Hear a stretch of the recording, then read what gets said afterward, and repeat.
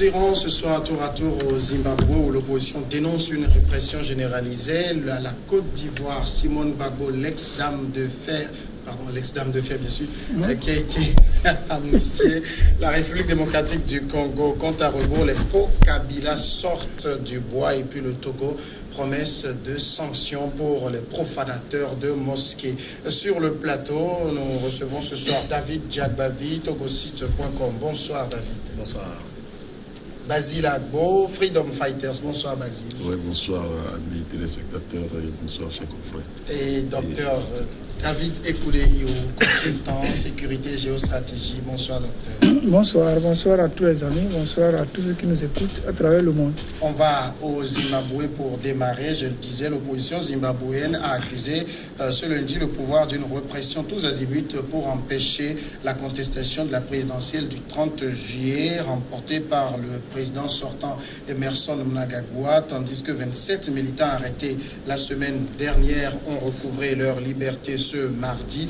Mnangagwa, qui avait pris le pouvoir en novembre à la faveur d'un coup d'État, d'un coup de force, disons-le, dont il est l'ancien de Robert Mugabe, dont il est l'ancien bras droit, a été élu de justesse avec 50,08% des voix. L'annonce de sa réélection a fait sortir quelques Zimbabwéens mécontents dans la rue.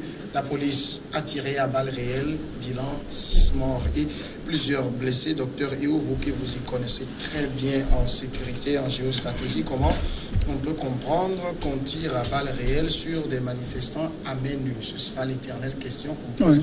Oui. En Afrique, c'est toujours l'éternelle question. Et le président n'a même pas eu le courage, si vous voulez, de reconnaître, de dire que ce n'est pas lui qui a envoyé les gens. Mais si vous êtes président qui a des morts comme ça, c'est vous qui êtes responsable. C'est dommage, on l'a dit ici, pour tous ces jeunes-là qui, à cause des dirigeants qui le soutiennent, lorsque moi j'ai vu les résultats, 50,80, je me suis dit, bon, peut-être que le monsieur n'avait pas gagné. Et que l'opposant, 44,8, peut-être que c'est lui qui a gagné, parce que c'est trop juste. Mais je ne sais pas pourquoi on peut avoir tous ces morts inutiles là. C'est ça qui me fait très mal en tant qu'Africain. Maintenant, il faut qu'au niveau de la justice, qu'on voit qui a donné l'ordre de tirer à balles réelles. Parce qu'ils ont les balles en caoutchouc, ils ont les gaz lacrymogènes qu'ils peuvent utiliser. Je ne vois pas pourquoi il y a des tirs à balles réelles. Moi, pendant les manifestations, une fois ici, là, j'ai eu un de mes voisins qui est à Côte-d'Ivoire ici, qui était dans les manifestants et qui a eu une balle en caoutchouc et qui lui a pris ici.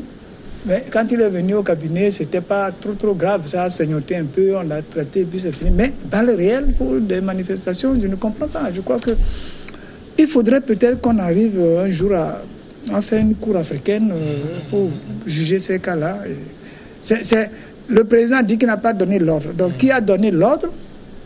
Il faudrait qu'on voit ça. Parce que c'est bête de mourir comme ça pour des élections, alors que ça se passe bien ailleurs.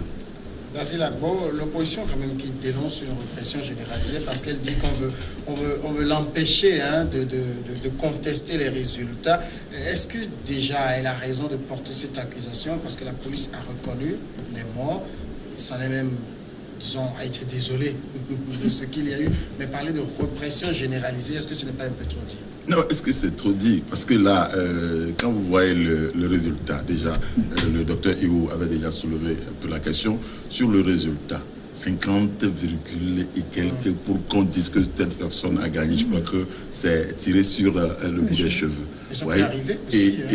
Non, écoutez, quand Mnangagwa avait pris le fauteuil présidentiel à la place donc de Mugabe, on se posait la question de savoir est-ce qu'on n'a pas vendu le voleur pour acheter le sorcier. Les résultats sont devant nous aujourd'hui. C'est sûr, ce qui s'est passé, c'est une répression du pouvoir en place pour empêcher les populations de contester les élections. Ça, il ne faut même pas être, je ne sais pas, un enquêteur expert pour comprendre ce qui se passe aujourd'hui au Zimbabwe. C'est clair, c'est clair. Donc, pour empêcher les gens de contester, on applique la mesure automatiquement. Et donc, c'est ça qui fait un peu mal, parce que les Zimbabwéens vont aujourd'hui se dire, mais est-ce que le vieux n'aurait pas dû rester? C'est dommage. C'est dommage, parce que ce qui s'était passé au Zimbabwe, nous tous, on a vu, et on s'est dit, un temps soit peu, bon voilà, le vieux, ça est...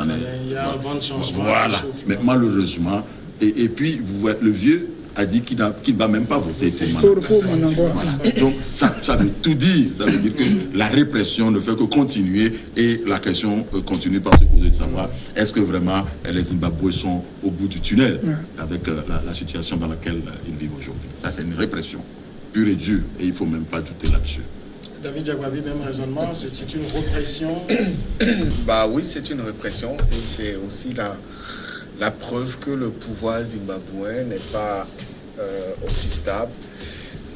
Moi, personnellement, j'ai été aussi surpris de constater que l'actuel président est élu à 50%. On s'attendait à un score à la russe ou quoi? Oui, on s'attendait à avoir un score à la Mugabe. Mais Mugabe, je ne crois pas qu'il ait eu 50% sur les 2 dernières présidentielles, non. Si Mnangagwa est élu à 50%, ça veut dire qu'une grande partie de la population zimbabwéenne a vomi ce pouvoir et donc n'en veut plus. Maintenant, on connaît les conditions dans lesquelles le président est arrivé au pouvoir. Il a passé une année à gérer une sorte de transition et donc il a besoin de légitimité. Voilà, et c'est à partir de ces dernières élections qu'il s'est véritablement imposé, parce qu'il est difficile de le voir partir du pouvoir à la suite d'une élection. Et tout l'entourage du chef de l'État actuel a compris aussi la nécessité de faire taire les velléités de l'opposition en décidant de faire sortir la police, qui a malheureusement créé des dégâts assez colossaux. On a vu comment la campagne s'est déroulée au Zimbabwe. C'était la toute première fois où une campagne électorale s'est déroulée sans violence. On a vu aussi la grosse mobilisation qui a suivi l'élection présidentielle et tout le monde a applaudi. On s'attendait à ce que les choses se passent bien après la proclamation des vrais résultats. Malheureusement, c'est l'Afrique qui est toujours rattrapée par ces réalités. Après une élection, il faut forcément des morts pour véritablement légitimer son pouvoir. C'est dramatique, c'est tragique. Et je crois que l'actuel pouvoir du Zimbabwe, au Zimbabwe, doit véritablement réfléchir sur d'autres options nouvelles à proposer à la classe politique et au peuple zimbabwéen pour ne pas ternir son image à la tête de ce pays. Alors, Dr Iou, il y a quand même les 27 opposants qui avaient été arrêtés lors de ces manifestations qui ont été mises en liberté provisoire aujourd'hui. Ça, c'est un bon signal aussi. Non, c'est de la poudre aux yeux. Bon, je voulais revenir sur le dernier jour, le dernier meeting de Emerson Mnangagwa. La présentatrice de France 24 avait dit le tiers du stade était vide. Et moi, je me suis posé la question. Donc, il n'a rempli le stade où il a fait campagne que des 2 tiers. Et je me suis dit, est-ce que ce monsieur va passer? Et là, on a fait la discussion ici. On s'était dit, peut-être le jeune là va créer la surprise. Et bon, mais on avait dit aussi que ce qui va se passer, c'est un régime avec Robert Mugabe, sans Robert Mugabe, vu ce qui s'est passé. Et vous avez vu le président Mnangagwa a pris un vice-président qui est général, qui est chef d'état-major de l'armée. Alors ça, ce n'est plus une vraie démocratie, parce que si le président est président, le vice-président est le chef de l'armée, alors là, ce n'est plus la démocratie. Hein. Je crois qu'il faut voir ça. Mais peut-être qu'au niveau de l'opposition, dans ces cas-là, c'était prévisible qu'il va y avoir du grabuge. Peut-être qu'ils auraient dû dire peut-être aux jeunes de ne pas. Mais les jeunes sont énervés. On peut pas. Mais c'est dommage qu'on perd. Bon, on a dit 6 morts, mais ça, c'est les chiffres officiels. Hein. Oui. Parce que si vous allez fouiller là-bas maintenant, hein, peut-être que il faut me dire peut-être par 10 ou par 5. Alors, il y a quand même Basile Apol, le procureur de Harare, qui, dans son réquisitoire contre les 27 prévenus, a dit que la mort des 6 personnes, les voitures brûlées, sont directement liées aux accusés. Il avait demandé qu'on prolonge leur détention, mais le juge n'a pas suivi. Et c'est là où je voulais... C'est un bon signal qu'on envoie aujourd'hui. on s'imagine que du temps de Mugabe, on aurait prolongé la garde à vue. Oui, effectivement. Ce qui se passe aujourd'hui au Zimbabwe interpelle un peu les consciences et la communauté internationale, d'autant plus que on va assister à, je ne sais pas, un jeu dans lequel chacun fera son affaire, chacun se revaudra, et jusqu'où ça va aller et comment ça va se terminer, c'est ça. Il va y avoir une crise dans ce pays. Il va y avoir une crise parce que personne ne suit personne, et dans ce méli-mélo-là, c'est la population qui va en souffrir, voyez-vous. Et donc, c'est vrai que Mugabe a fait son temps. Mugabe a été un dirigeant de poigne quand même. Ouais. Et ça se Est-ce que Mugabe n'a pas été victime, un peu trop victime des médias occidentaux? Il a dit également. Il a dit, ouais. Lui-même l'a dit. Ouais. Hein? J'ai dit que c'est ça. C'est ça qu'on souffre. En Afrique, c'est ça. C'est-à-dire que les médias occidentaux se mettent derrière vous. Et ils font tout pour vous déstabiliser votre pouvoir. Et lorsque à la fin, on assiste donc à ces trucs-là, on dit que c'est les Africains qui sont mauvais, c'est les Africains qui sont ceci, alors que ces médias occidentaux orchestrent ces situations-là pour, on ne sait pas, avoir quoi. Et quand nous avons la situation maintenant qui est là, c'est écrit sur nous que les Africains sont mauvais, les Africains sont ceci, les Africains sont ceci. On parlait tout à l'heure de plusieurs cas, de cas de la Libye, etc. On peut évoquer beaucoup de cas où on se met derrière nos présidents, on les force, on les fait partir, on les tue par soi, et après, quand la situation dégénère dans des conflits ou bien dans des situations et qu'on ne peut plus récupérer, on crie que c'est les Africains qui sont mauvais, c'est les Africains qui sont ci, qui sont ça. Et après, c'est les TPI qui veulent le reste, etc.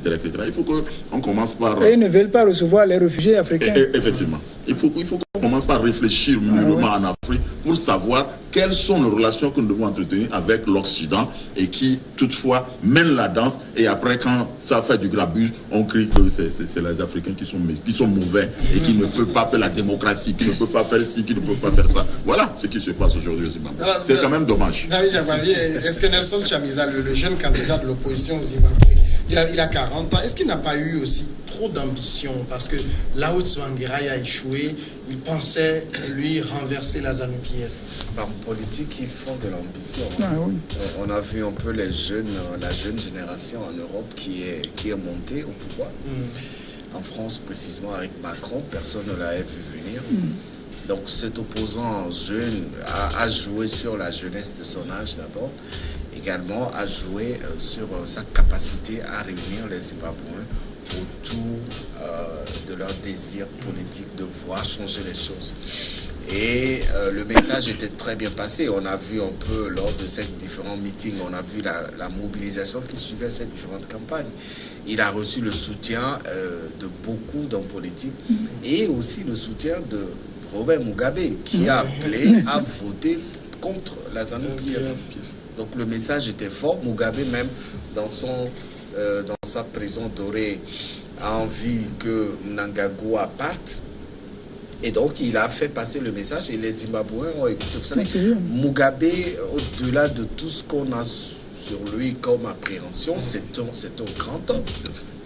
Et sa voix est très écoutée. Donc, quand il appelle à voter pour l'opposant, ça veut dire qu'il y a un problème au sein de sa formation politique. Et donc, ce jeune a reçu tous ses soutiens et il les a portés. Il a réussi à porter tous ses soutiens sur ses petites épaules. Si les vrais résultats allaient pouvoir être donnés, je pense que c'est Chamisa qui passerait. Mais aujourd'hui, on a en face un héritage politique laissé par Mugabe qui se doit d'être encore profondément enraciné dans ce pays, parce que le jour où Mnangagwa partira du pouvoir par les élections, ce sera peut-être la fin de sa vie aussi, parce qu'il y a des procès qui l'attendent sur les différents meurtres, les différents dossiers dans lesquels il est trempé. Voilà. Donc il faut faire attention. D'accord. On va marquer maintenant la pause et revenir après sur le sujet de la Côte d'Ivoire.